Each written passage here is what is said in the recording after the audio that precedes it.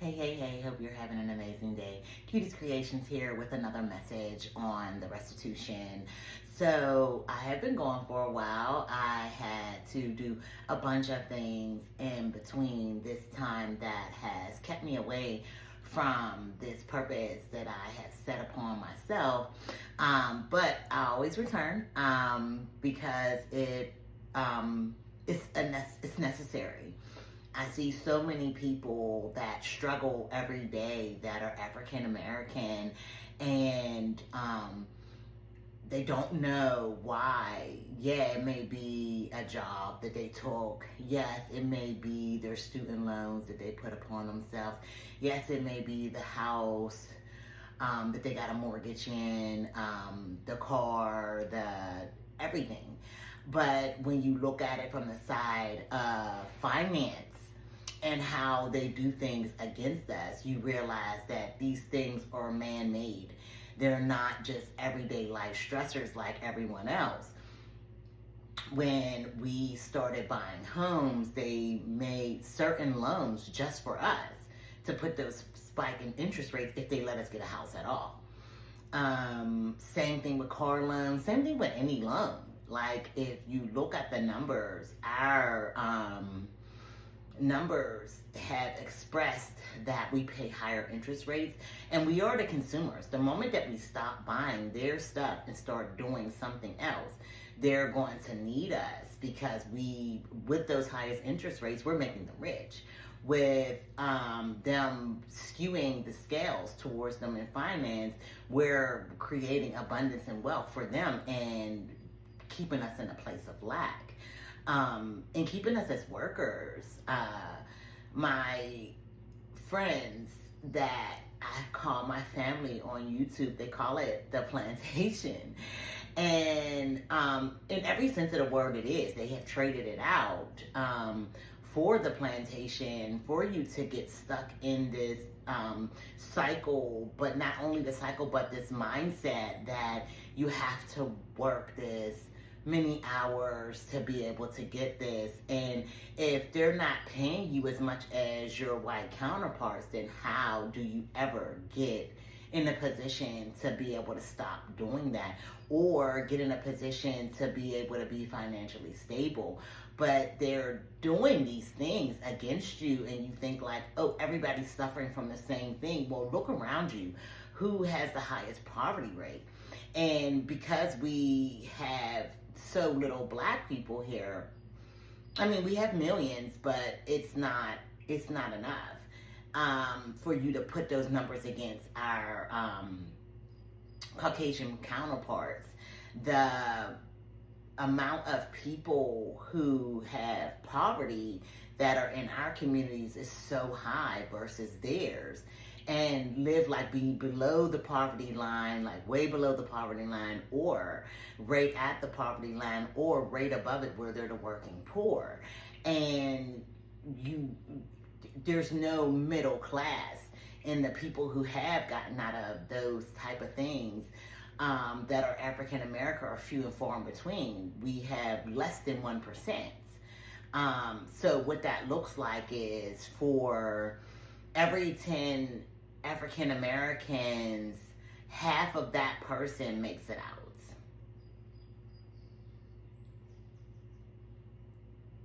So it's really hard to pit those numbers up against the masses when they have done mental, they have done financial, they have done judicial, they have done educational, they have done healthcare against us, and in multiple other areas, environmental, that have caused so much harm in the ways of our daily life. So we want to make sure that we are addressing these issues and addressing our elected official with these issues, because they have made laws around it. And the only way you can recreate your world in the ways of fairness is by changing these laws, by addressing these issues, by making sure that we are doing our due diligence. But it definitely starts with the restitution, with the $2.9 million for every African American man, woman, and child. It starts with healthcare with the focus on mental health, so we could change these cycles of the poverty-driven mindset. It's going to take financial freedom and with financial literacy, because a lot of us don't know how to balance our money out to make sure that we have money for retirement, to make sure that we have stability. A poverty mindset keeps you in a loop.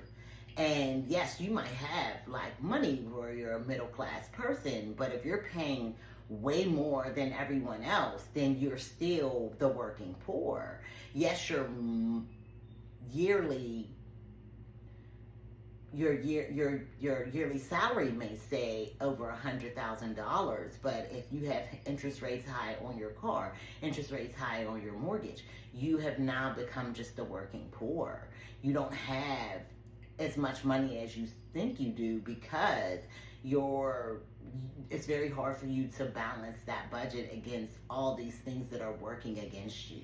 And let's not even talking about inner city living, where they have skewed even the gas, everything towards it. And who lives most in the city? African Americans, minorities in itself. So, because we need the convenience of transportation and having stores around and everything, and the food that they give us isn't always healthy, because they know that we're the consumers and we can't afford more than that. Well, a lot of us can afford. It's definitely the choices. That's why I said it's the mindset. We need that focus on mental health.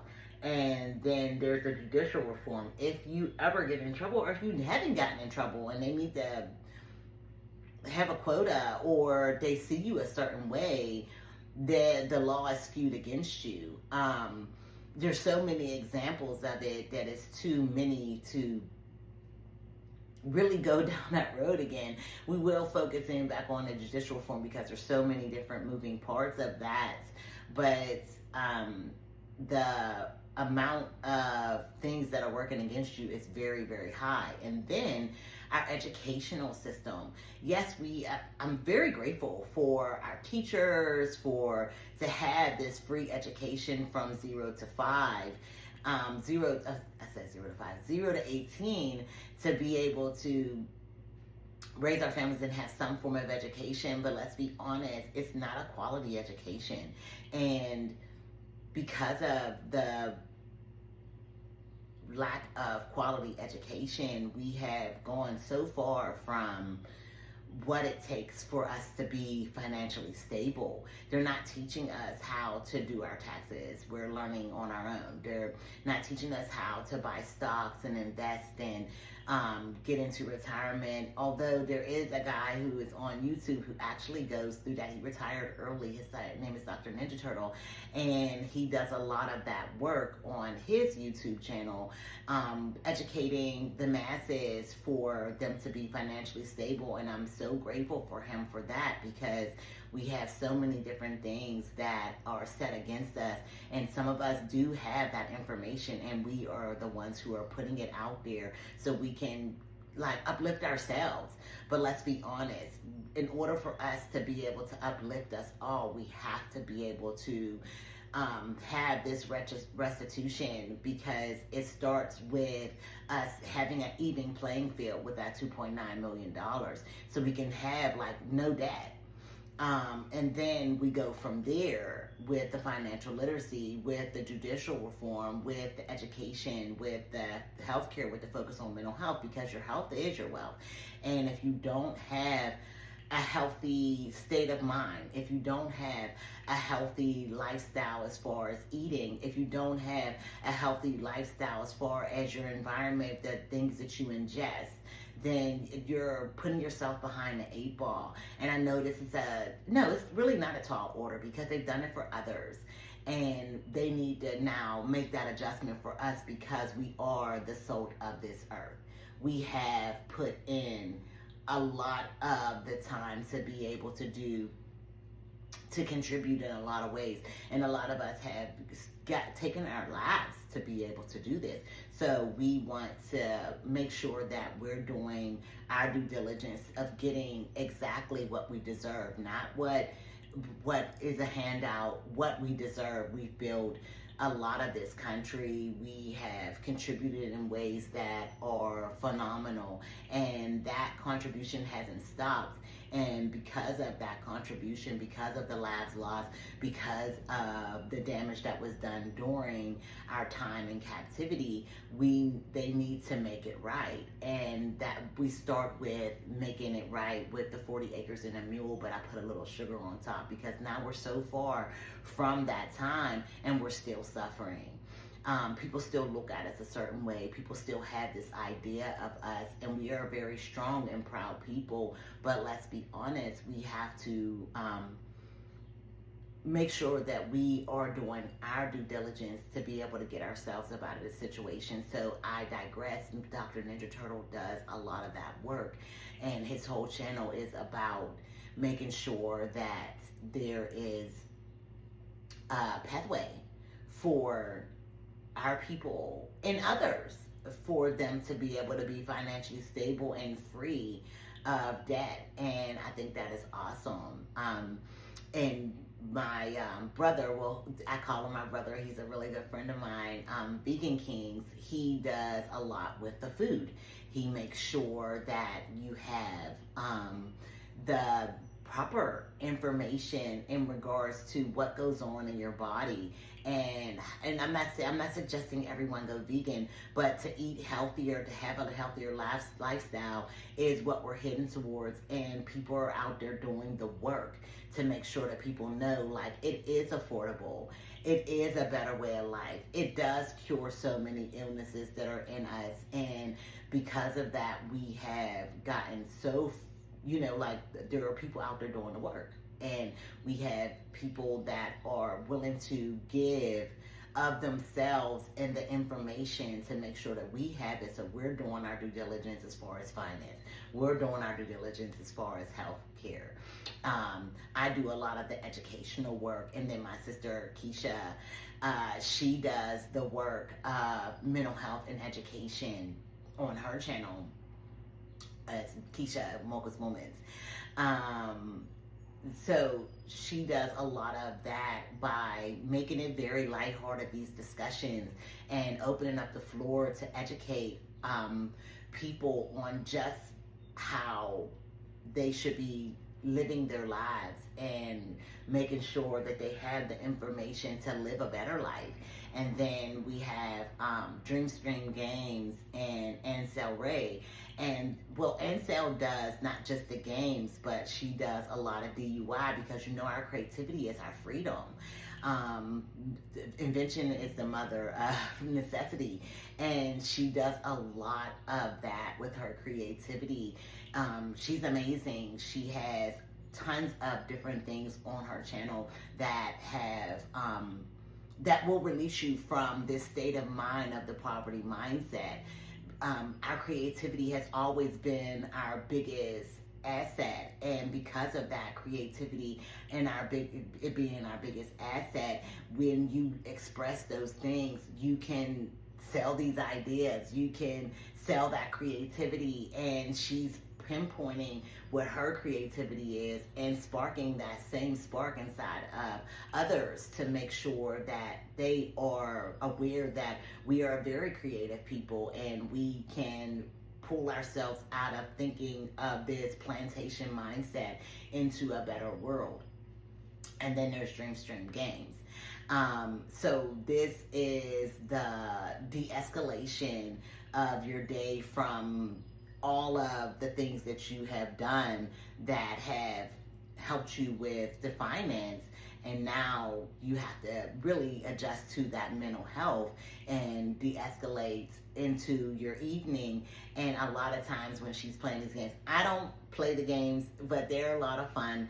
I watch them to support her, and when I watch them, I'm like, well, I'm not playing it, but I still get the joy of being able to relax. I still get the joy of being able to let all of that day go and really just have fun. And that's what she does. She brings to the table, amongst other things. She's just a phenomenal person, but what she does on her channel is so very important for us. And I'm going to mention a bunch of us because we are doing the work. There's so many people who are doing the work themselves. So when we're waiting for this money, when we're waiting for this restitution, we're not just waiting for others to give us this. And that's what we have been doing since the beginning of time. We have not waited for others to give it to us. We are stepping out on our own, and we are not just doing it for ourselves, but we are doing it for others to make sure that they know that they are loved, that they can do it, and that we can uplift ourselves out of our station into a better life, into a better us. But I digress. Let's get to the lesson. That was a long one, right? But I have been going for so long. So finance. We've been on finance for a while. We have quite a bit of area of it. So we're going to go over the history of it, past, present, and future. And then we're going to go into other parts of what I had already spoke of in the other areas of focus, but just different different subjects in those areas of focus of education, different subjects in the areas of judicial reform, and so on and so forth. So, the industrialization and the Gilded Age, late 1800s. The 19th century saw rapid industrialization, with finance playing a key role in expanding railroads, steel, in all industries. Wall Street emerged as a financial hub, but this era also brought economic instability, including the Panic of 1873 and 1893. The lack of regulation led to monopolies and wealth inequality, prompting early calls for reform.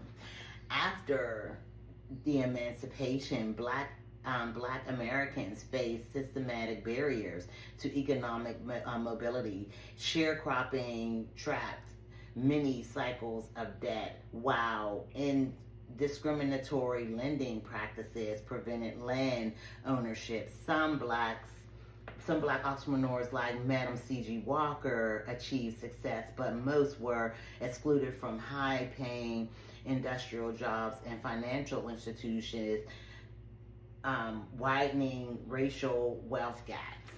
So each time that we were coming into a new era of finance, or not even to a new era, when our country was suffering from debt, and the debt was not of our making but of their own making, they made sure that we were cut out of that conversation. So when America was in their,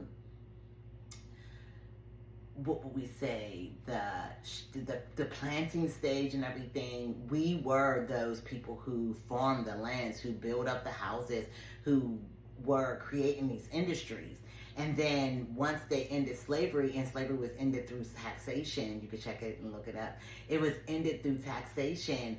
We had all the power of being able to farm these lands, and we should have been hundreds of thousandaires back then, because that's how much millionaires were at that time.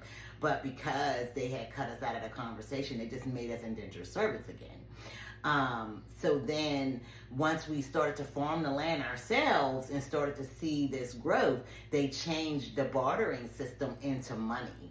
And we didn't have a way to get money, physical money.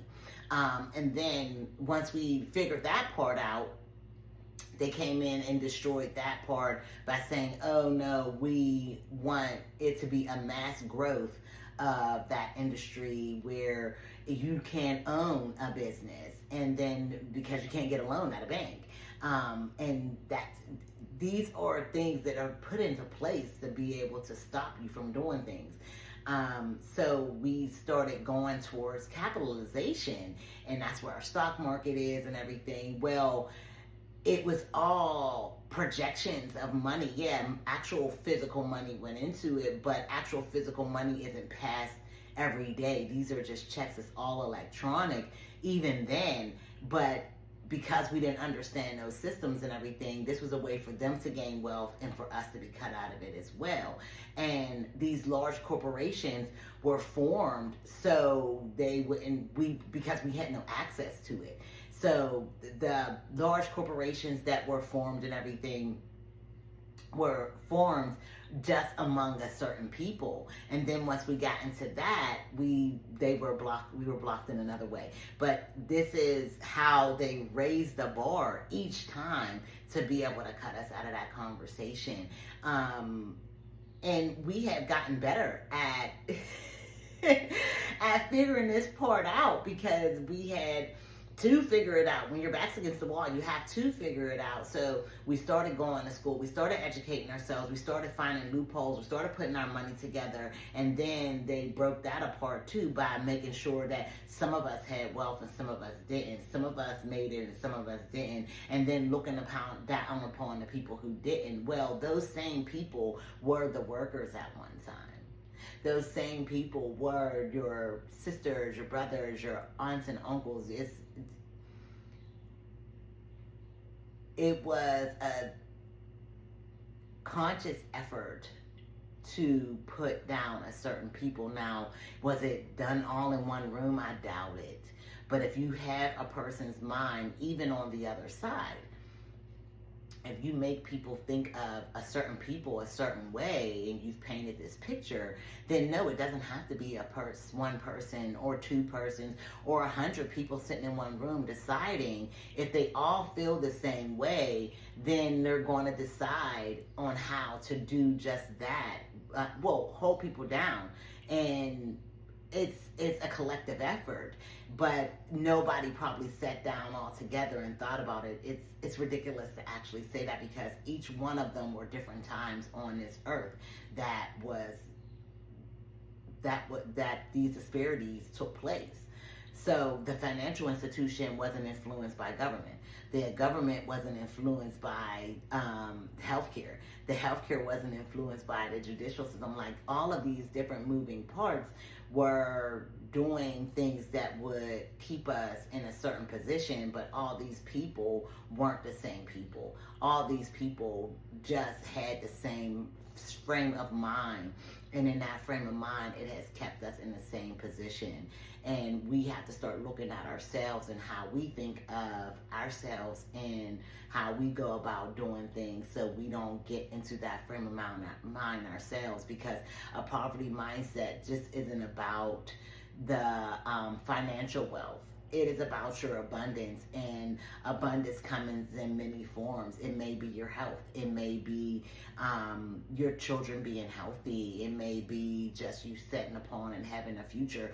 Abundance, a healthy future. Abundance comes in many forms. And when somebody has done everything to stop that abundance or slow it down, you have to make sure that you are doing your due diligence to be able to combat those things. So I want to thank you for your time and your effort and your energy on coming to listen to these messages. It is not easy for me to keep taping, but I will continue to do that. I am working on making sure this motion is going to be done before the end of the year. So please donate to the channel. We are going to need a lot of money to be able to file this motion against the U.S. government. But I digress. Please like, share, and subscribe, and comment down below and let me know what you thought of this message. And until next time, have a great day.